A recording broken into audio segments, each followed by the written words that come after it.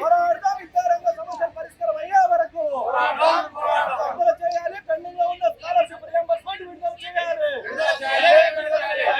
వామపక్ష విద్యా సంఘాల ఐక్యత. నా పేరు భాస్కర్, పీడీఎస్ విద్యార్థి సంఘం రాష్ట్ర ఉపాధ్యక్షుడిని. ఈరోజు వామపక్ష విద్యార్థి సంఘాల ఆధ్వర్యంలో మహబూబ్నగర్ పట్టణ కేంద్రంలో పీడీఎస్, ఎస్ఎఫ్ఐ, ఏఎస్ఎఫ్ సంఘాల ఆధ్వర్యంలో బంధుకు నిర్వహించడం జరుగుతుంది.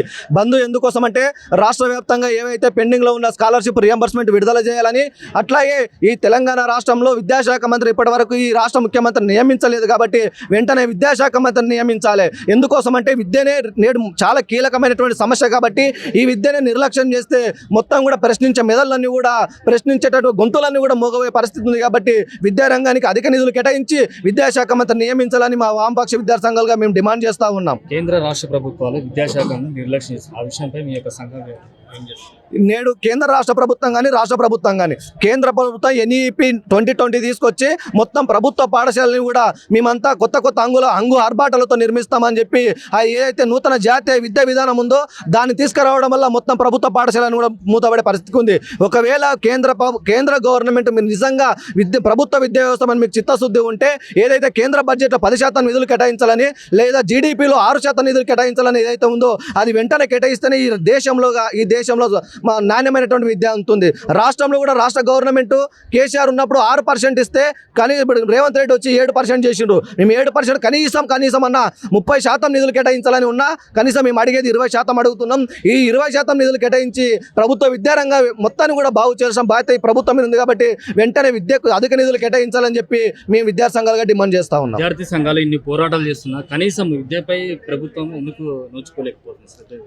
విద్యార్థులు ఇన్ని పోరాటాలు చేస్తా అంటే ఇందాక మీకు చెప్పిన నేను విద్యార్థులు చైతన్యం అయితే, విద్యార్థులు క్వశ్చన్ చేయడానికి అయితే, విద్యార్థులు పోరాటాలకు వస్తే ఈ ప్రభుత్వాలకు వాళ్ళకు రిటర్న్ సమాధానం చెప్పేటటువంటి అవకాశం వీళ్ళకి లేదు. కాబట్టి విద్యార్థులు అనుకుంటే ఏదైనా సాధిస్తారనే భయం భ్రాంతులతో ఈ ప్రభుత్వాలు ఉన్నాయి.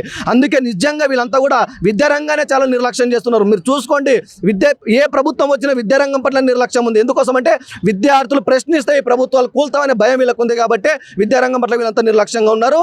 విద్యార్థి పోరాటాలకు వీళ్ళు భయపడుతున్నారని మేము విద్యార్థి సంఘాలుగా కోరుతాము.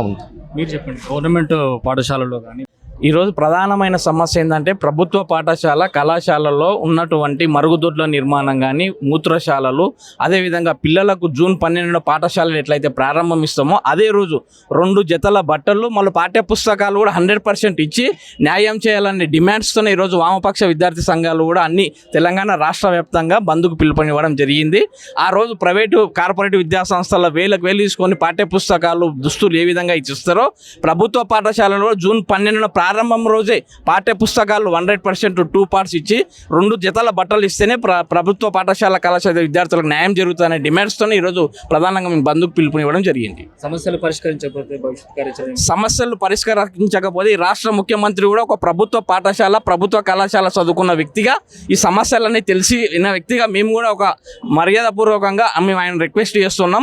వెంటనే విద్యాశాఖ మంత్రి నియమించి సమస్యలను పరిష్కరించకపోతే సెక్రటరేట్ కానీ, సీఎం ఇంటి ముట్టడి వామపక్ష విద్యార్థి సంఘాల ముట్టడికి మేము వెనుకాడమని తెలియజేస్తూ ఉన్నాం.